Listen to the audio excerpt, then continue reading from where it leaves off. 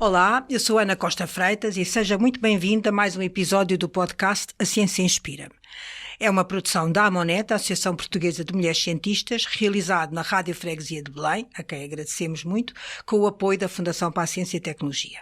Queremos mostrar a influência da ciência na vida moderna, na sustentabilidade do planeta, nas políticas públicas, nas escolhas que fazemos e na forma como vivemos enquanto cidadãos e cidadãs. Em conversas descontraídas, convidamos cientistas ou pessoas que se interessam pela ciência a partilhar o que as move, o seu percurso, os desafios, as paixões e, claro, aquilo que as inspira. Hoje vamos falar com Helena Pereira.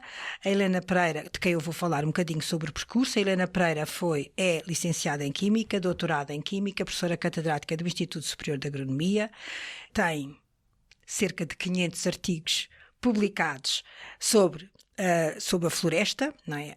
E nomeadamente a cortiça, o eucalipto, etc. Depois foi vice-reitora e reitora da Universidade Técnica de Lisboa, portanto antes da fusão daquilo que hoje chamamos Universidade de Lisboa. Foi vice-presidente da Fundação para a Ciência e Tecnologia e presidente da Fundação para a Ciência e Tecnologia. Hoje voltou ao Instituto Superior de Agronomia, ao seu centro de investigação e continua a fazer ciência com uma vitalidade que é quase estonteante. Portanto, Helena, bem-vinda.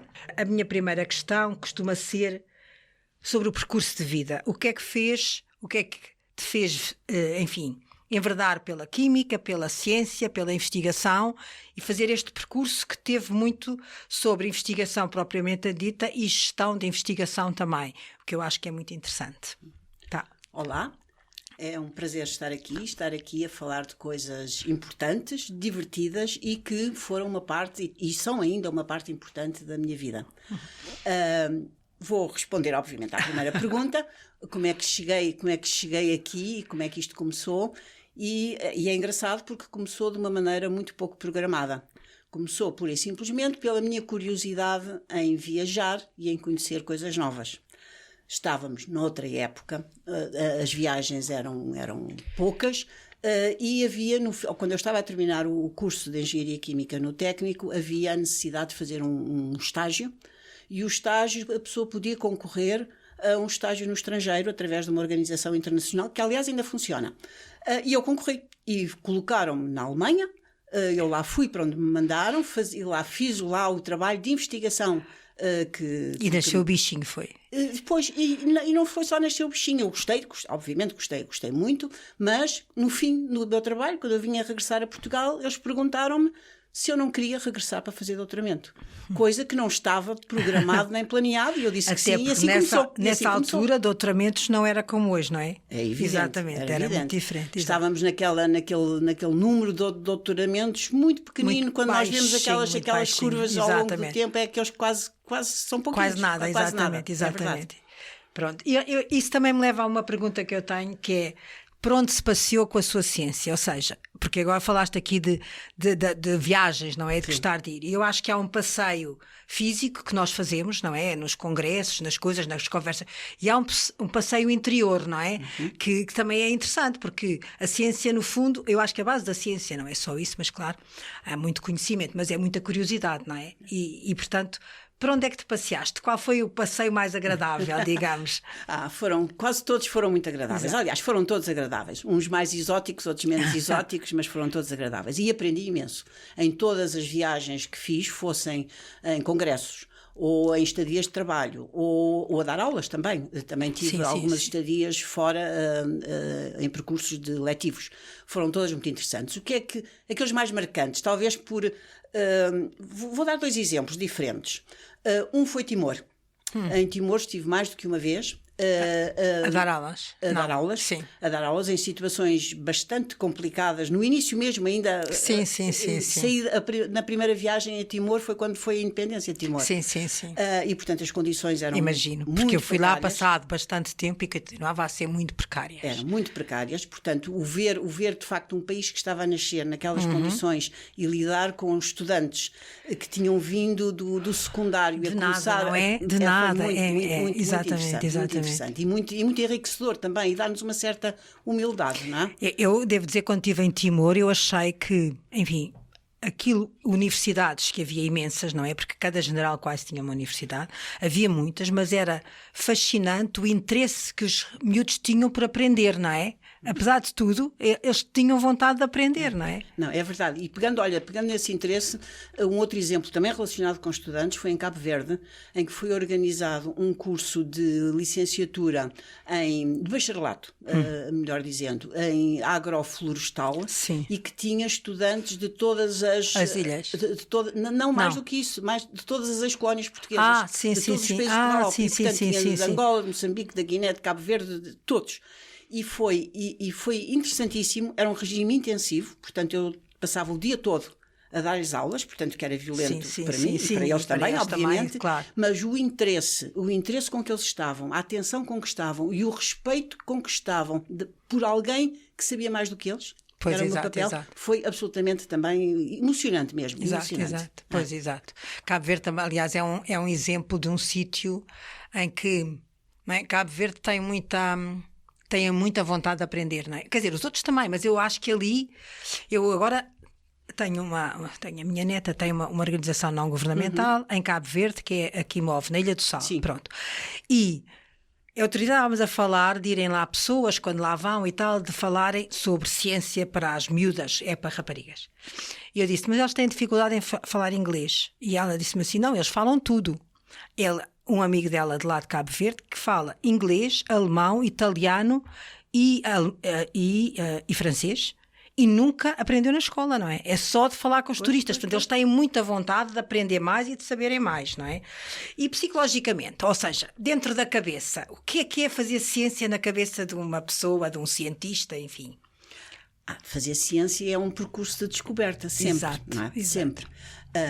A pessoa tem que estar preparada para, por um lado, ser curiosa. A curiosidade por vários assuntos é, acho eu, imprescindível. Mas depois também ter a mente aberta, porque estamos sempre a encontrar coisas novas e às vezes que não é o que esperávamos. Exato. E isto é, por um lado, interessante e muito enriquecedor do ponto de vista pessoal. E depois tens a outra componente que é toda a gente que tu encontras, claro. nomeadamente as pessoas que tu orientas na investigação. Sim. Que é uma atividade uma das que eu mais gosto, que é orientar desde projetos de licenciatura, mesmo ao nível mais baixo, como mestrados, como especialmente doutoramentos. Claro. E este percurso com estas pessoas que estão a fazer esse percurso elas próprias, para mim é fascinante também. Pois, isso é. E é fácil fazer ciência em Portugal?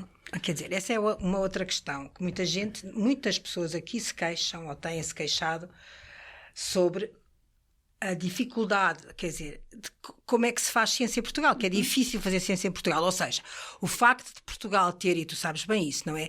Ter a investigação, portanto, a ciência ser por um orçamento competitivo, não é? Portanto, nós temos sempre que estar a concorrer a financiamento, faz com que as pessoas considerem que é muito difícil fazer ciência em Portugal e que é preciso muita resiliência, muita vontade de... Isto será bom ou será mau?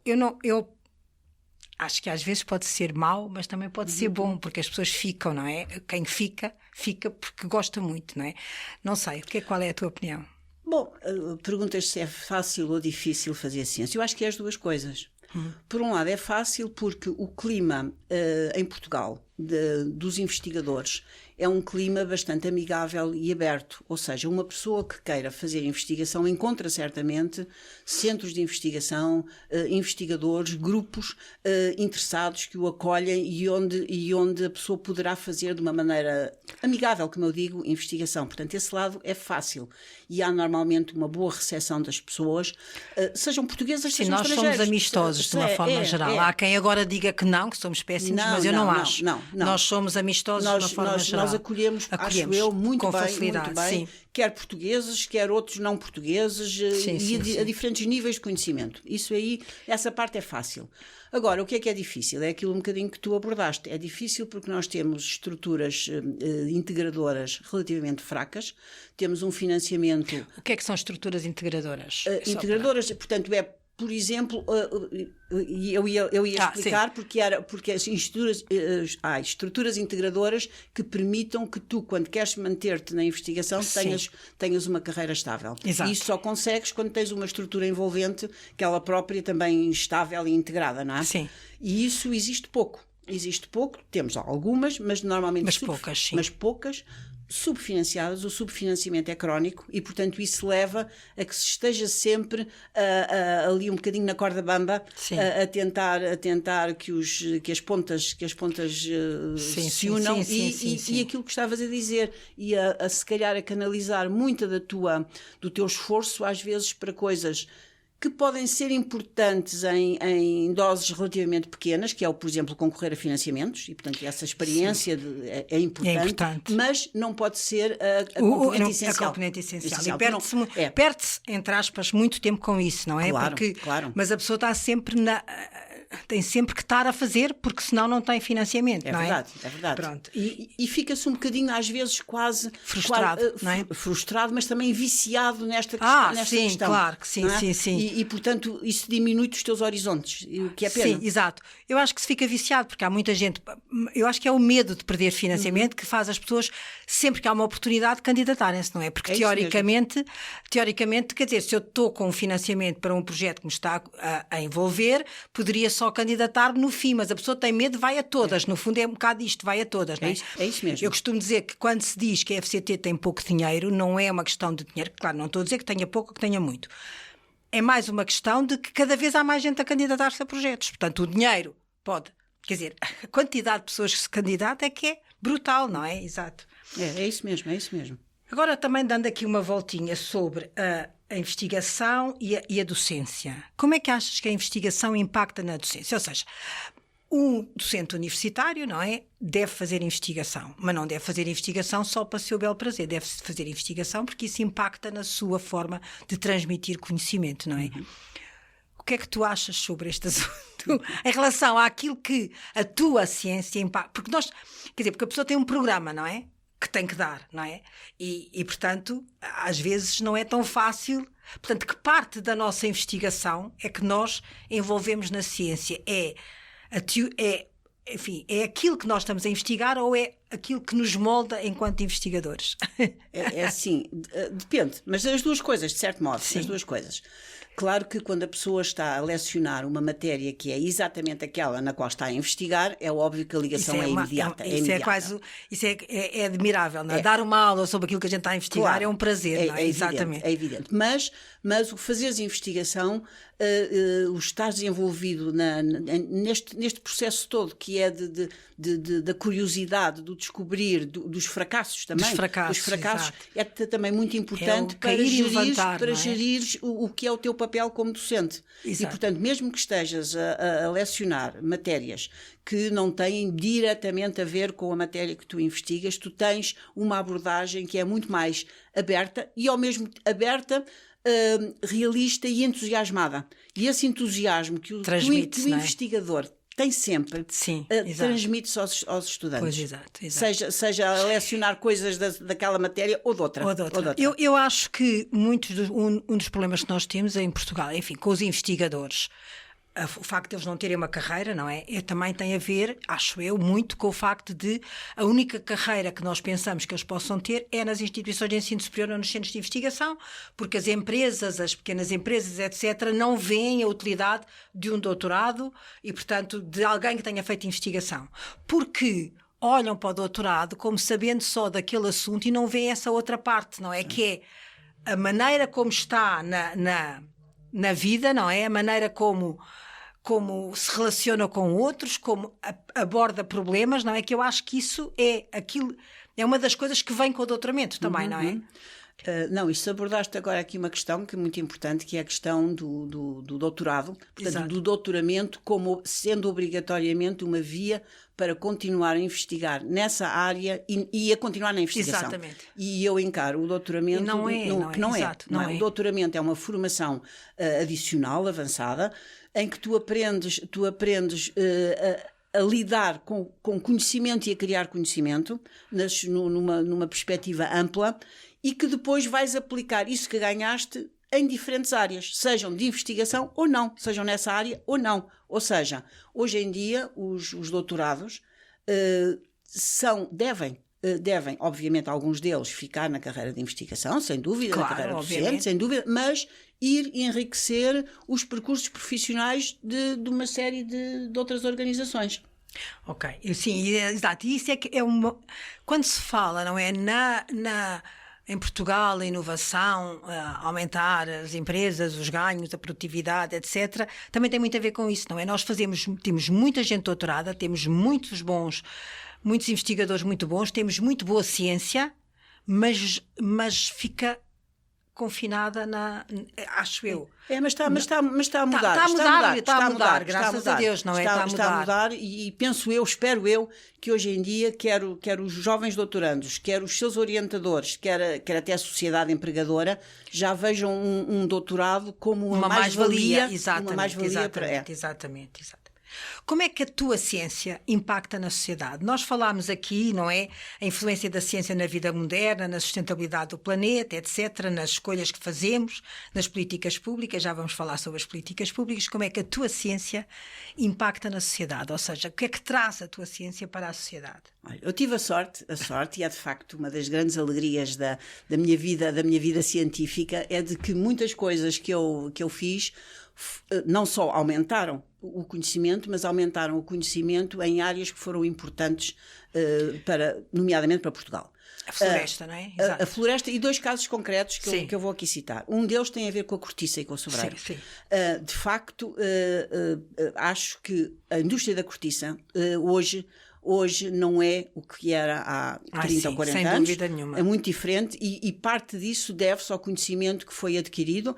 Obviamente não foi só por mim, com todas as pessoas que trabalharam nesta área, exato. Mas de facto é um exemplo em que o conhecimento alterou profundamente, do ponto de vista tecnológico e industrial, o negócio, digamos assim. Sim. Portanto, isto é o caso da cortiça. Outro, também um caso importante economicamente para Portugal, também na área florestal, que é o caso do eucalipto e do caso da indústria de pasta para papel e papel, no qual nós também somos líderes. Portanto, estamos a falar dos 2 campos, são campos em que Portugal é excelente e que também penso que nós, não só eu, como todo o meu centro de investigação, o CEF, é o Centro de Estudos Florestais, contribuiu muito para este conhecimento à volta do eucalipto e da utilização da madeira de eucalipto e da qualidade tecnológica. Então agora, para não ofendermos este Portugal, não é? Uhum.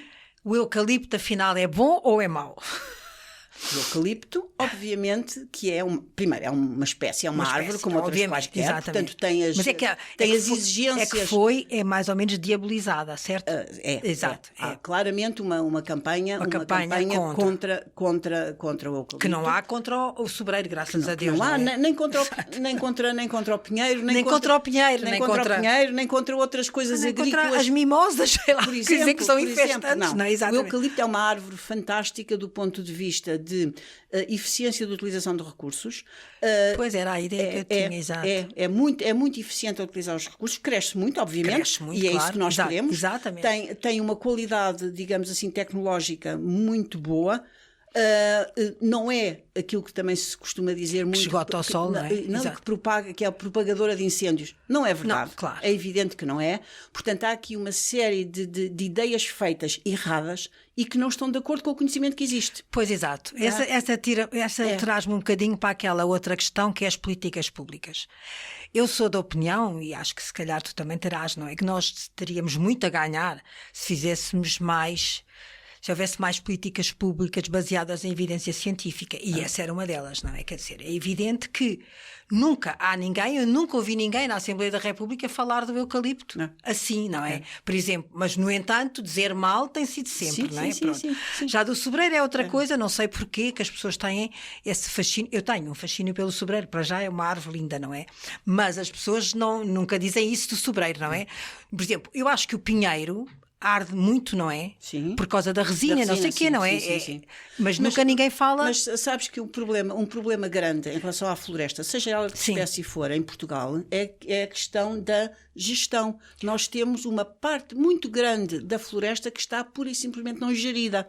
Ora bem, uma floresta que não é gerida, o que é que dá? Aquilo torna-se um matagal. Um matagal, pois, exato. E, portanto, não só não dá o rendimento económico que devia dar, como está sujeita a de facto, incêndios. Exato.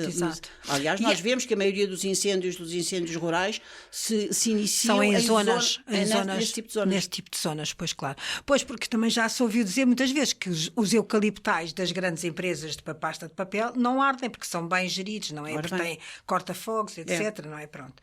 Portanto, os incêndios não são, apesar de haver, são mais, na tua opinião, não é? Que são mais frequentes agora por causa das alterações climáticas, mas isso talvez pelo aumento de temperatura. Eu acho que temos tido aumentos de temperatura no verão. É a ideia que eu tenho, mas não tenho a certeza. Não tenho estudo para saber. Nunca fui verificar médias. Mas também pela falta de gestão, mas principalmente pela falta de gestão da floresta, não é? Aliás, ou seja, não é inevitável termos incêndios como temos todos os anos. E o que se diz, e que é a pura das verdades, é que obviamente os incêndios se combatem, se devem combater, mas mais importante do que isso é prevenir. É prevenir, claro. Portanto, a prevenção é o fator inicial de tratar esta... Exato, lá estamos na tal coisa, não é? Se nós fizéssemos políticas públicas baseadas em evidência científica, nós estaríamos a fazer essa gestão da floresta que no fundo não estamos, não é? E sabes o que é triste? É que neste campo florestal, digamos assim, e a florestal quer nós na perdemos parte natural, muita floresta anualmente, não é? Não é isso. Não tem impacto. Não é por aí, não é por aí o problema, não. Sim. Não, mas quer dizer, quer na floresta, quer na indústria associada à floresta, é um campo no qual Portugal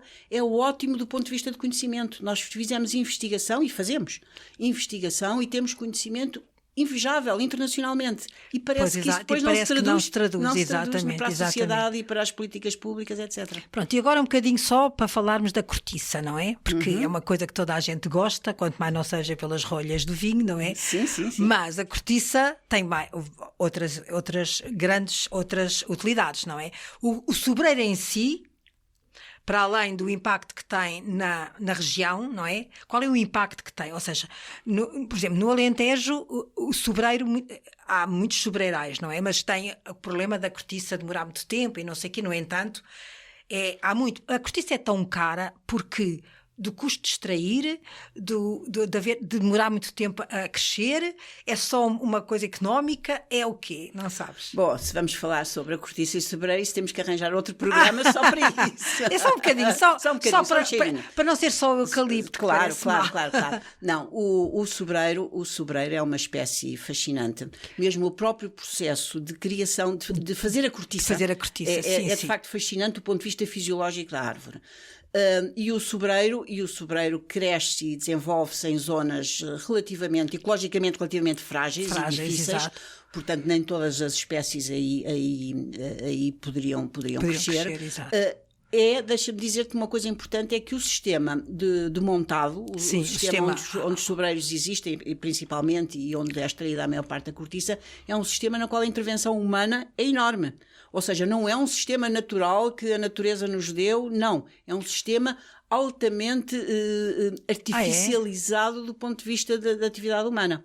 Portanto, se não tivéssemos isso, e é uma vantagem, é uma enorme vantagem, nós termos desde há mais de 100 anos uma silvicultura, uma subaricultura, não é? Portanto, uma silvicultura adaptada ao sobreiro, adequada e com imenso conhecimento empírico e científico agora também. Sim.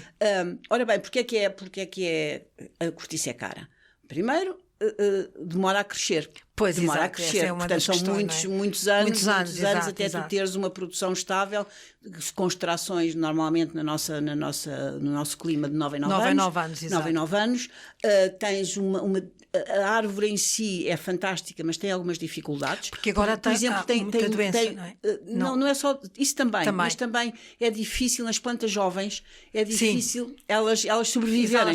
Morrem muito. Portanto, é tudo bastante difícil no sobreiro, tem que ser muito acarinhado. Muito acarinhado desde o princípio. Portanto, tudo isso leva a que, é caro. Exato. Agora, só para darmos aqui uma... É caro, mas é muito bom, não é? E é muito fascinante. E é fascinante, exatamente. Agora, tem havido muitas questões acerca da FCT, não é? Tu foste vice-presidente da FCT, presidente da FCT durante... Sim. 6, 8 anos? Para aí. 6 anos, não é? O que é que faz exatamente a FCT? Quer dizer, vamos lá ver. Eu vou dar o que é que eu acho que a FCT faz. A FCT faz financiamento de projetos de investigação, não é? Abre concursos para projetos de investigação, atribui bolsas de investigação e tem uns projetos dedicados para algumas áreas, enfim, estratégicas. Quem define a estratégia, não sei quem é, mas pronto, mas define-se uma estratégia. Mas, na realidade, toda a gente diz mal da FCT, do funcionamento da FCT, não é? Portanto, o que é que, na tua opinião, estaria mal no financiamento da FCT? Eu lembro-me de, oficiosamente, uma vez me teres falado de uma Direção-Geral de Investigação e uma FCT, por exemplo, não é? Qualquer coisa em que a política, a estratégia de investigação não fosse emanada diretamente para a FCT. Mais ou menos isto, não sei se estás a perceber o que eu te estou a dizer. Não sei bem se estou. Bem, mas deixa-me então, pegar um bocadinho nesse tema. A FCT é de facto uma entidade, essencialmente uma entidade financiadora por um lado, mas também dinamizadora e apoiadora, se pode dizer assim, de investigação, da ciência, não é? Da ciência, sim. Pronto, o que os investigadores normalmente conhecem é a parte burocrática. Não, é a parte de financiamento da atividade que tem a ver com eles, os projetos, como tu referiste. Sim, claro. As bolsas de doutoramento, depois agora mais recentemente o emprego científico. O financiamento às estruturas de investigação, às unidades de investigação. Exato. Portanto, isso é o que os investigadores conhecem sobre a FCT. Normalmente os investigadores queixam-se de quê? Por um lado, da burocracia, e de facto eu encontrei, acho que quando saí estava bem melhor, mas quando entrei, de facto, a burocracia era grande, às vezes imposta por outros, não era pela própria FCT, era imposta por outros, a burocracia e as questões de tempos e de falta de financiamento, ou seja, da taxa de sucesso dos vários concursos, que é de facto frustrante. Tu concorres a um concurso mas e depois isso tem a ver com aquilo que a gente disse ao princípio, não é? Ora bem. Bom, mas a FCT é muito mais do que isso, e deixa-me dizer-te que eu própria, que achava, que já ando nestas lides há bastante tempo, não é? E que achava que conhecia muito bem a FCT e já conhecia a GNICT antes, tinha sido cliente, aliás, até com bastante sucesso destas instituições financiadoras, eu achava que sabia tudo. Bom, é óbvio que não sabia. A FCT é muito mais do que isto. A FCT eu costumo dizer um bocadinho assim a brincar, mas a sério, que a FCT foi o sítio mais complexo e mais difícil na minha vida profissional, porque tem uma complexidade, uma dificuldade e uma responsabilidade associadas maiores do que qualquer outra coisa que eu fiz. Mais do que a reitoria, por exemplo. Sim. Mais do que a reitoria. Imagina, então. Exato. Porque tens que garantir, por um lado, uma integração internacional da ciência, nomeadamente europeia, no quadro europeu. Sim. Portanto, com participação em várias organizações. Olha, a ESA, por exemplo. Por exemplo, é um exemplo, mas muitos mais. Portanto, isso tens que garantir, e não é fácil, e também precisa de muito financiamento. Claro. Tens que garantir também que funcionam questões como as comunicações, não é? A internet, a FCCN, o acesso às revistas, às publicações, tudo isso que para nós parece que cai do céu, não cai. Exato. Leva não só muito esforço de organização e de pessoas, como também de financiamento. Portanto, é tudo muito mais complexo do que pura e simplesmente financiar projetos ou bolsas, não é? Pois aquilo que os investigadores normalmente dizem que funciona mal tem mais a ver com o sucesso dos projetos, não é? Bom, estamos praticamente a chegar ao fim. Eu só gostava de... Este podcast chama-se, este programa chama-se A Ciência Inspira. Achas que a ciência inspira? Claro que sim. Acho que tudo o que eu disse mostra como desde o principiozinho de eu jovem ainda não engenheira, fui inspirada por esta atividade de procurar fazer coisas para ter respostas. Pois, exato. Acho que sim, e é uma curiosidade pela vida que é muito inspiradora, exatamente. Bom, resta-me agradecer muito, Helena, por ter estado aqui connosco, foi bastante entusiasmante. Foi exatamente. Muito obrigada. E assim chegamos ao fim de mais um episódio. Agradecemos muito terem estado desse lado. Esperamos por si no próximo episódio de A Ciência Inspira. Pode ouvir este programa às quartas-feiras às 10 horas, quinzenalmente na Rádio Freguesia de Belém. Até lá, continuem a inspirar-se com a nossa ciência. Muito obrigada.